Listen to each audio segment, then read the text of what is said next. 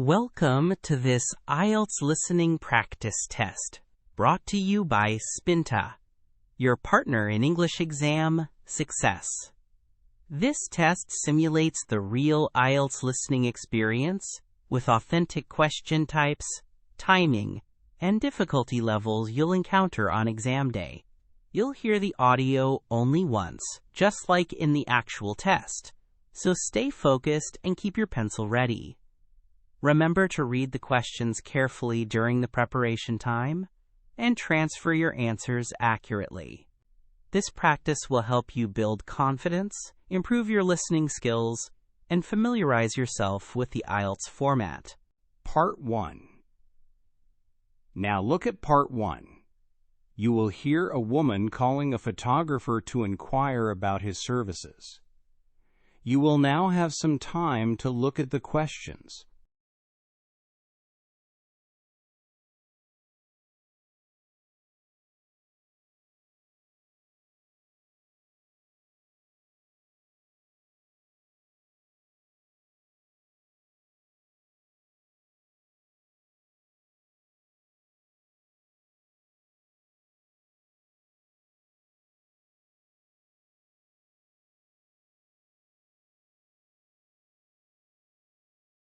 Good morning, Oscar Field Photography. Hello, my name is Harriet. I'm hoping to ask a few questions about your photography services. Of course, Harriet. I'd be happy to help. Can I just confirm your surname for my notes? Yes, it's Roland. Is that Rowland? That's correct. Perfect. And what kind of event are you planning? It's a wedding. We're getting married later this year. Congratulations. Do you have a date set? We do. It's on the 21st of September. The 21st of September. Let me just check my calendar. Yes, I am free on that day. Now, have you had a chance to look at my packages on the website? Yes, I have. The one that caught my eye was the diamond package. It seems to cover the whole day. It does. That's my most popular option. It gives you 8 hours of coverage, which is usually enough to capture everything from the final preparations right through to the first dance. 8 hours. That sounds great. What else is included? Well, all my packages begin with a pre-event consultation, where we sit down and plan the shots you want. A consultation. Good. And I saw the diamond package mentions a second photographer. That's right. I bring an assistant photographer with me. It means we can be in 2 places at once and get a lot more of those natural, candid shots while I focus on the main group photos. Oh, I love candid photos. That's a big plus. And what about travel? Is that included? Yes, travel is included for any venue within the city. If it's further afield, there's a small surcharge for mileage. The venue is in the city, so that's fine. Does the price include a printed book of photos? That's a very common question. The package doesn't include a physical album, as many people prefer to create their own these days. I offer them as an optional extra. I see. So how do we receive the photos? You get all the high-resolution edited images delivered to you on a custom USB stick, which you can then use as you wish. A USB stick. That makes sense. Okay, I think we'd like to book.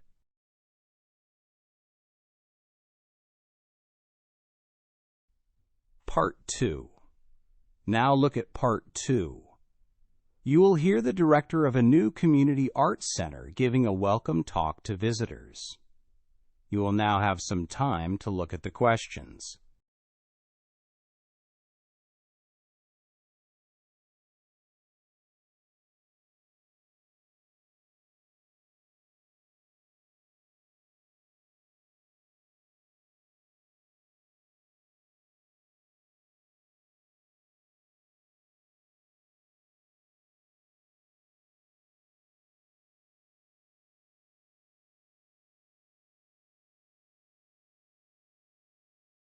Hello everyone, and a very warm welcome to the Newbridge Arts Center.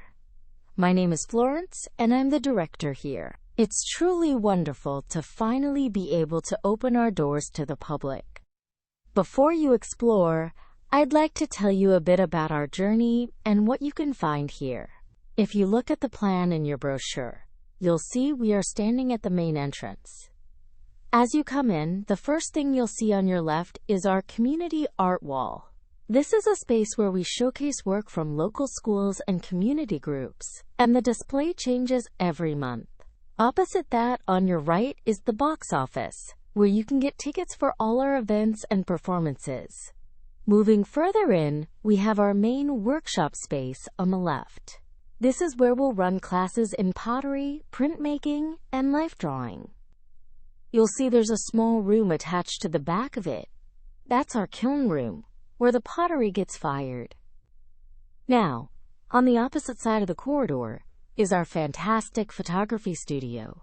And for those of you interested in traditional film photography, the small room behind that is our brand new darkroom, which is a rare facility these days.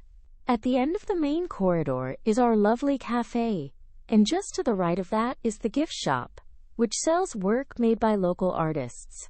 And finally, the largest room in the building is our main gallery, which houses our temporary exhibitions. Inside the gallery, at the very back, we have a specially designed digital art space with interactive installations. We're very proud of it.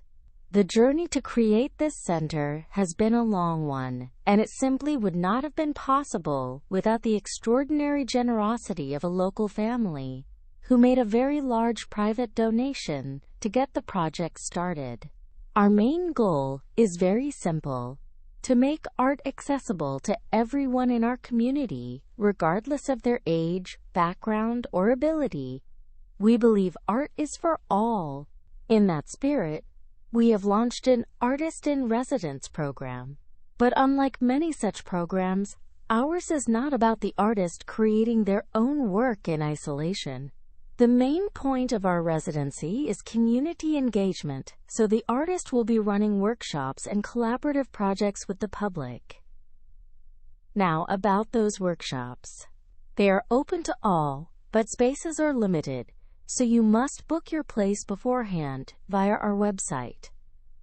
You can't just turn up on the day, I'm afraid. We also have a membership scheme. The main benefit of joining is not a discount, but that you get priority booking for all our popular events and workshops, which often sell out very quickly. So it's well worth considering. Right, that's enough from me. I'll now hand you over to our team, who will be happy to answer your questions. Enjoy your visit.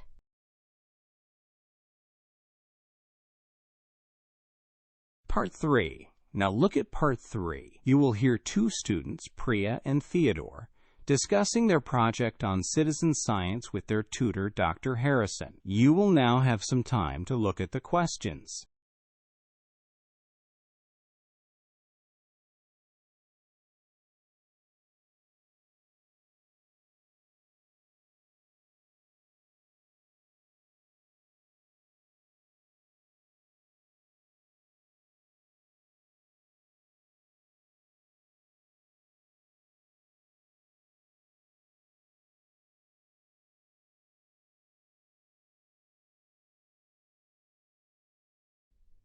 Okay, Priya Theodore, your presentation plan on citizen science.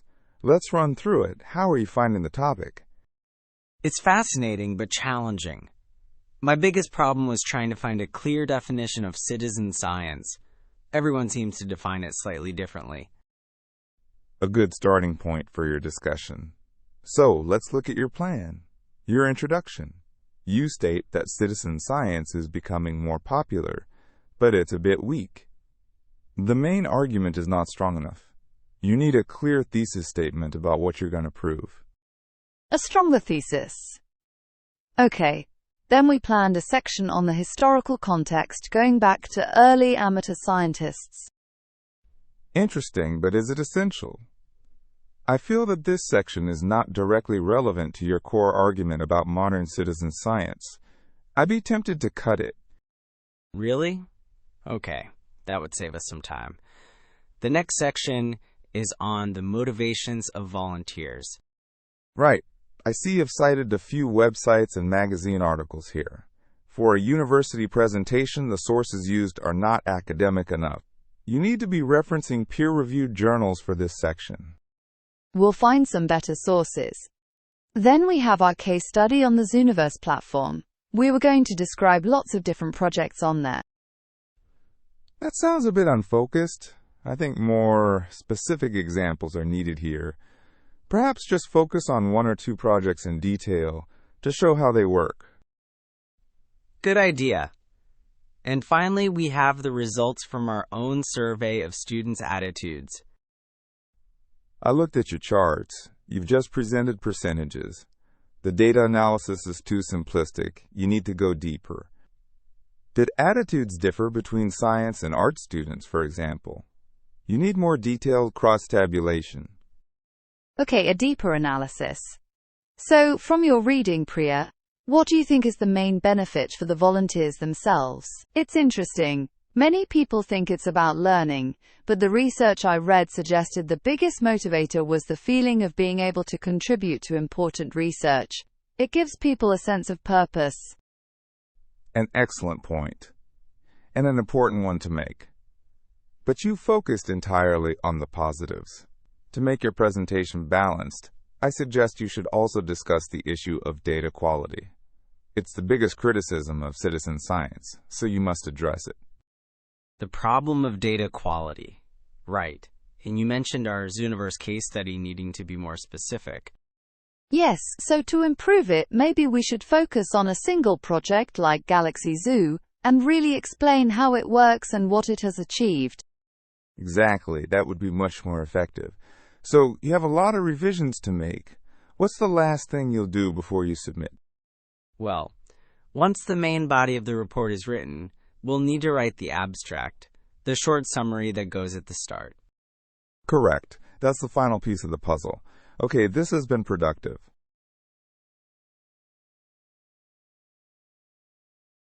Part 4. Now look at Part 4. You will hear a lecture on the subject of underwater archaeology and submerged settlements. You will now have some time to look at the questions.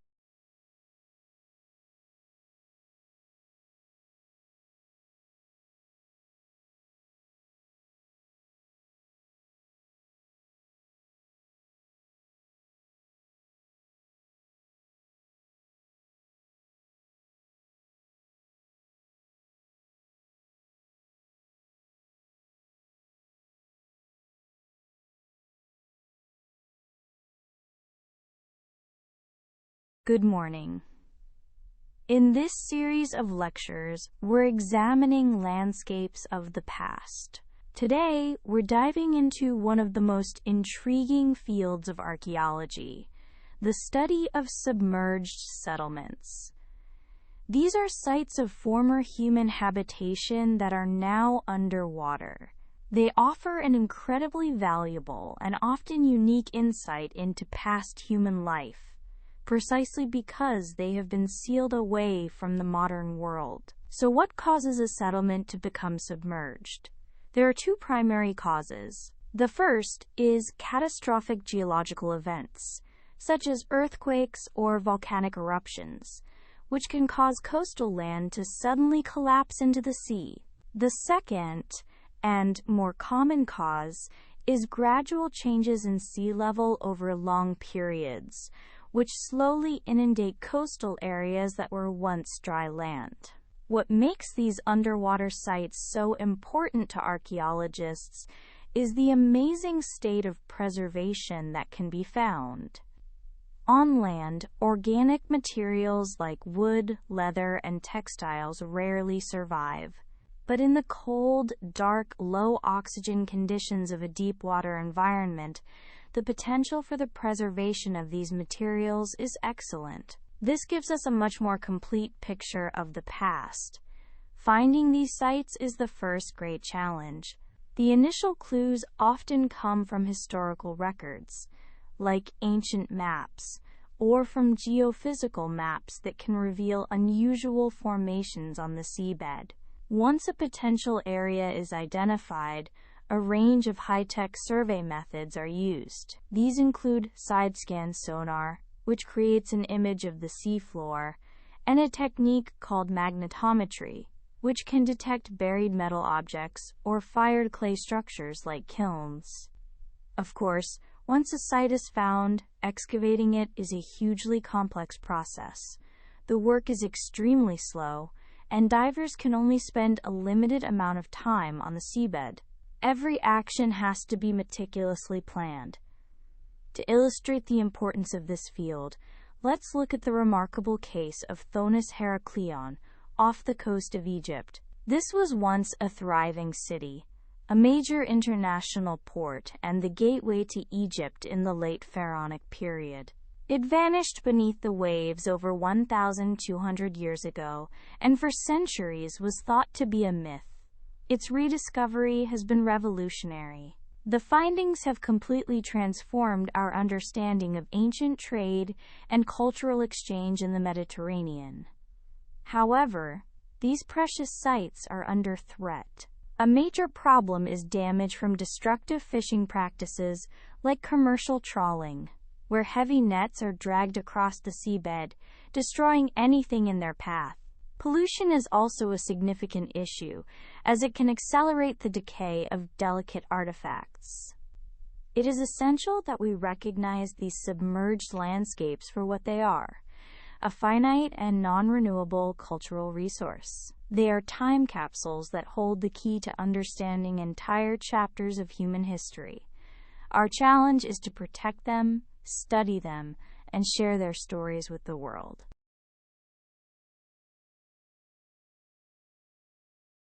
And pencils down. You've survived another IELTS listening marathon.